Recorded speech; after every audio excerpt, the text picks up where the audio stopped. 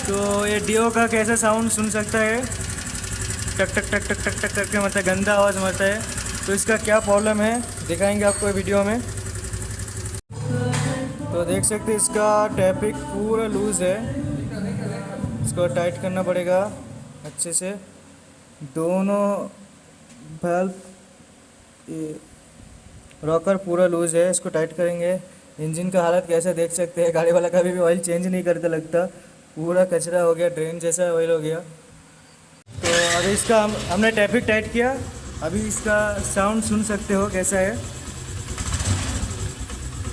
मस्त हो गया, एकदम मक्खन हो गया साउंड। ये खुला है इसलिए थोड़ा हल्का सा किचिर किचिर आवाज़ आता है। अभी साउंड पूरा ओके है, इसका टैपिक लूज था।